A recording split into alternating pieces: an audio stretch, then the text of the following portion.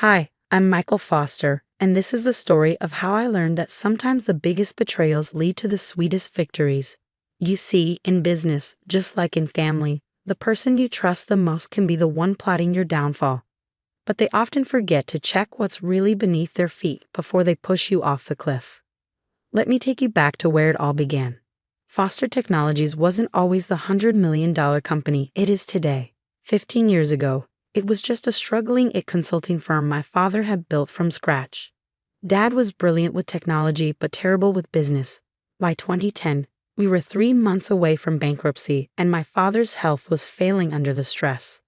I was 25, fresh out of business school, while my older brother James was 30 and already a familiar face in the local nightlife scene.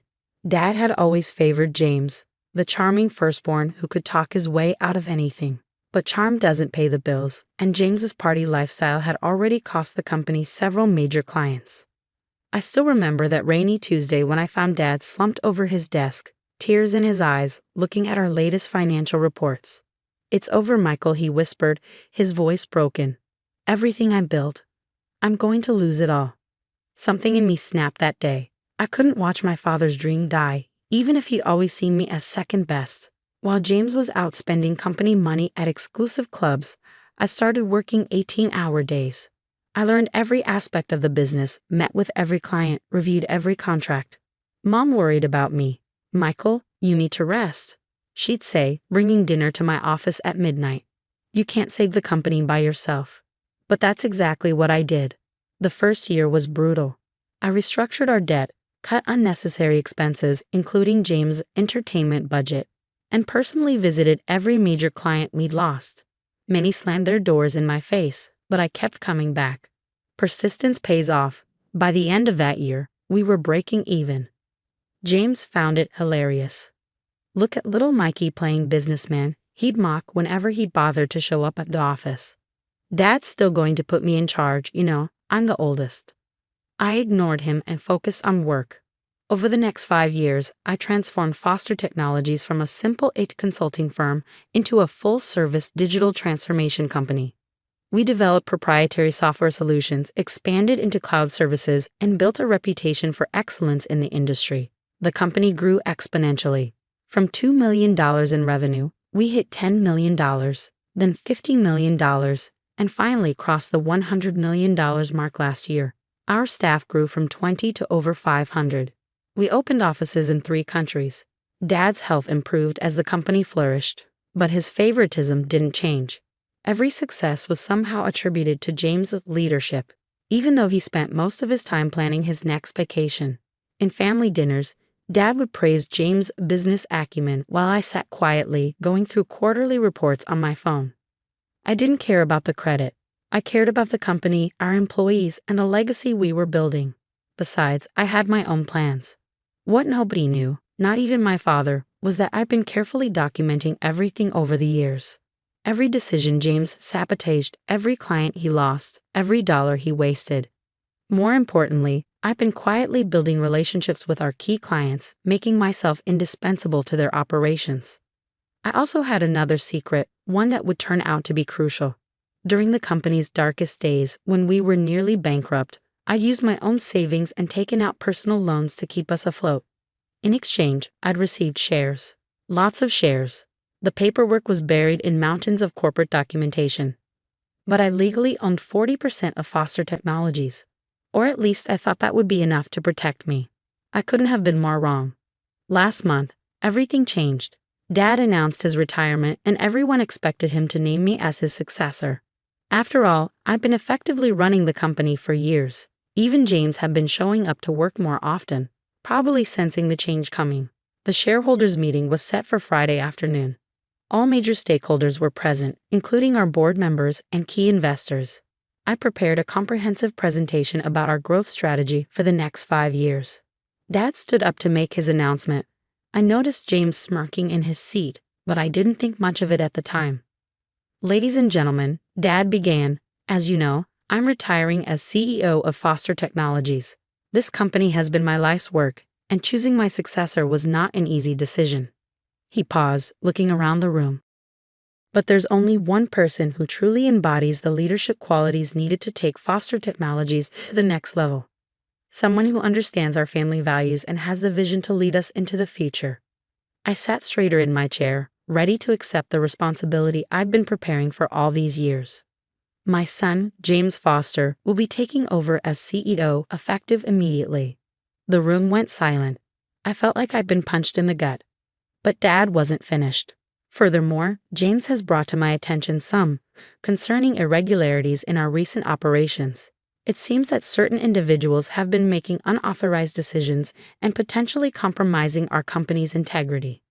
James stood up, holding a folder. I'm afraid my brother Michael has been operating outside his authority, making promises to clients we can't keep, and potentially engaging in unethical practices. I couldn't believe what I was hearing. Every accusation was a twisted version of the truth. The very decisions that had saved and grown the company were being presented as reckless and unauthorized. Therefore, Dad continued, as my final act as CEO, I'm terminating Michael's employment with Foster Technologies, effective immediately. The security guards were already approaching my chair. James's voice dripped with fake sympathy. I'm sorry it had to end this way, little brother. But hey, maybe now you can get a life outside the office. The room erupted in whispers as I was escorted out, my key card deactivated, my access revoked. I could see the pity in some faces, the schadenfreude in others. But they had no idea what was coming.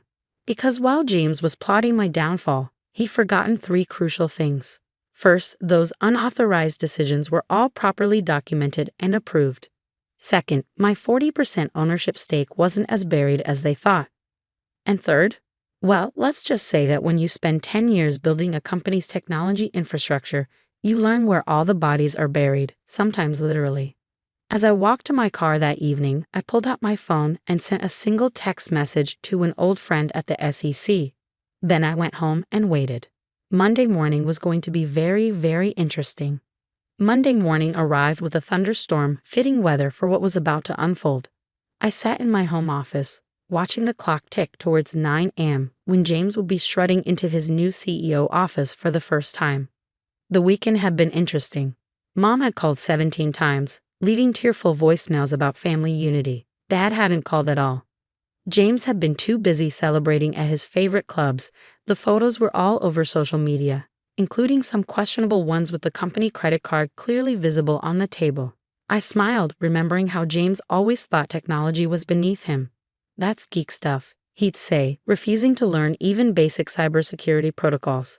Well, that arrogance was about to cost him dearly. At exactly 9:15 a.m., my phone buzzed. A text from Sarah, my loyal executive assistant who James hadn't bothered to fire. Probably because he thought she just brought coffee. It's starting, her message read. I opened my laptop and connected to Foster Technologies' internal security feed.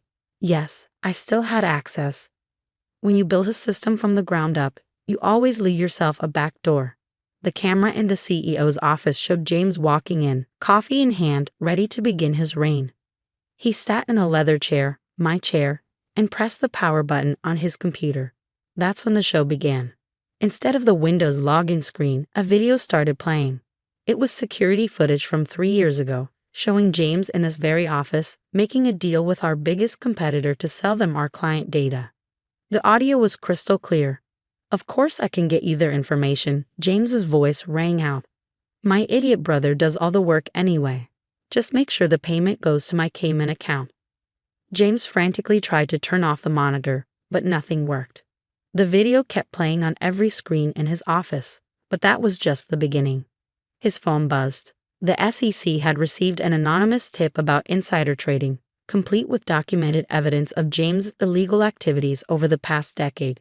His private email started pinging with notifications. Somehow, all his confidential communications had been leaked to the board members.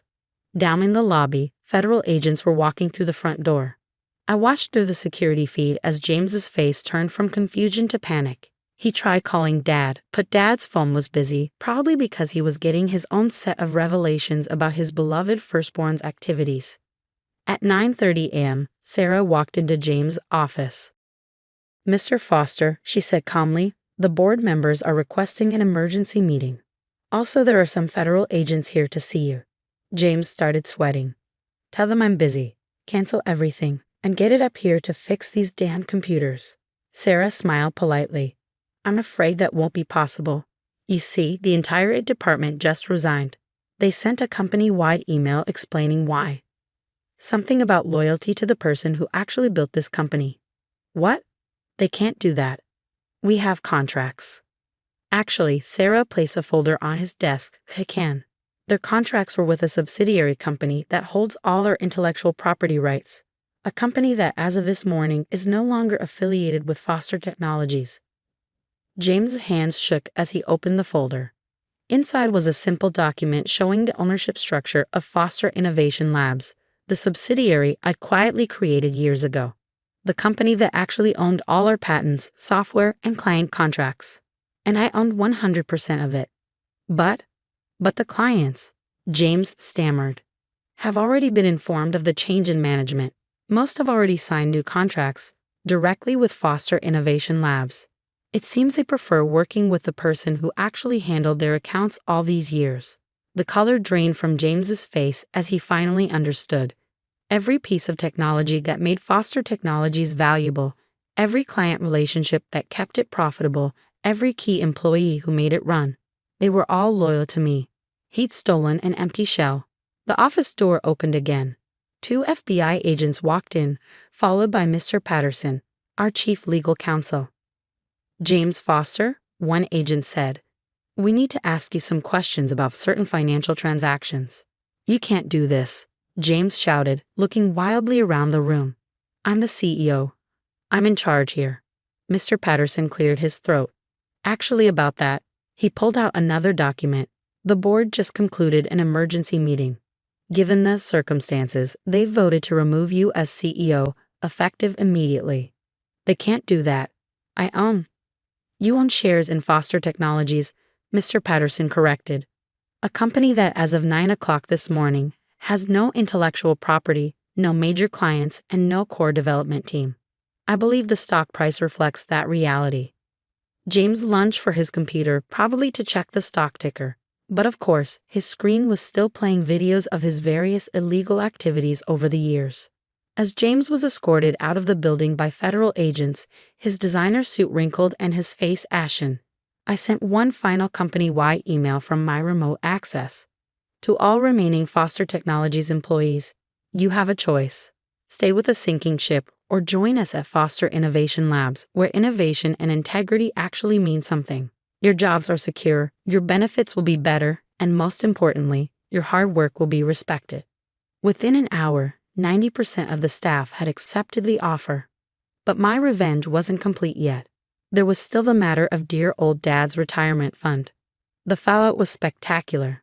Within 24 hours, Foster Technologies stock had plummeted 70%. News of James' arrest made headlines in every major business publication. Tech CEO arrested on multiple fraud charges. Foster Technologies in freefall as scandal erupts. But I wasn't done yet. 3 days after James's arrest, I sat in my new office at Foster Innovation Labs headquarters, a modern building I'd secretly purchased 6 months ago. Sarah walked in with a familiar face. Dad's financial advisor, Mr. Goldman. He's been calling nonstop, Mr. Goldman said, looking uncomfortable. Ever since he realized that his retirement fund is worthless, I finished for him, because he invested everything in Foster Technologies stock. Dad had always bragged about having skin in the game, keeping his entire retirement portfolio in company shares. It was poor financial planning, but he'd never listened to advice about diversification. Now those shares were worth pennies on the dollar. Your father is desperate, Mr. Goldman continued. Mrs. Foster, your mother, she's worried they might lose the house. I leaned back in my chair, thinking about all the times Dad had dismissed my warnings about James's behavior. All the times he'd attributed my success to luck rather than hard work. Set up a meeting, I finally said. Tomorrow, 10 a.m., here. The next morning, my parents arrived at Foster Innovation Labs. Mom looked like she'd been crying. Dad looked like he aged 10 years in a week. They sat across from me in the visitor chairs, the same model as the ones Dad used to make me sit in while he lectured me about real leadership. Son, Dad began, his voice shaking. I know I made mistakes. Mistakes? I interrupted quietly. You let James destroy evidence of his crimes. You helped him embezzle company funds. You were complicit in fraud that hurt our employees, our clients, and our shareholders. I didn't know. He tried to protest. You knew. I cut him off. You just didn't care. Because James was your golden boy, and I was just the backup plan. Mom started crying softly. I handed her a tissue. But that's not why you're here, I continued. You're here because you're broke. Because the company shares that were supposed to fund your retirement are worthless. Dad slumped in his chair. Michael, please, we're family. Family? I smiled without humor. Was I family when you let James take credit for my work? Was I family when you fired me in front of the entire company? I pulled out a folder. I learned that dramatic revelations were more effective with proper documentation.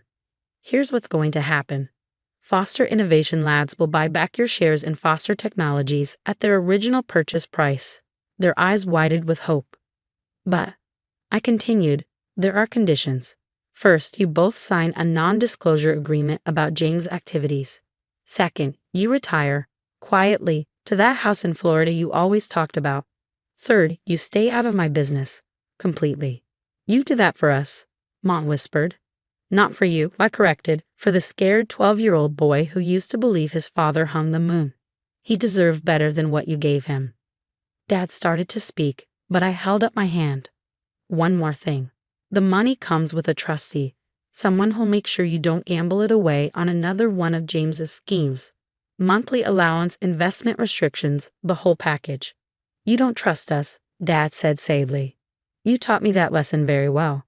They signed the papers. As security escorted them out, Dad turned back one last time. I was wrong about you, son. You're a better businessman than I ever was. No, Dad, I replied. I'm just better at remembering who my real enemies are. 5 years have passed since then. Foster Innovation Labs is now a billion-dollar company known for its cutting-edge technology and ethical business practices. James served 2 years in prison and now works as a bartender in Vegas. Dad and Mom live quietly in Florida, sending occasional postcards that I never answer. Last week, I received an invitation to speak at my old business school. The topic? The importance of integrity in family business. I accepted with a smile. After all, I have quite a story to tell.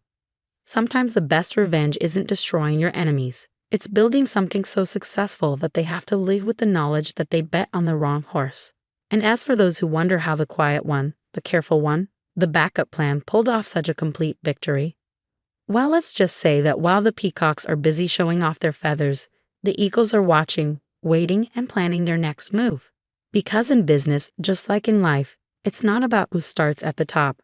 It's about who's still standing when the dust settles.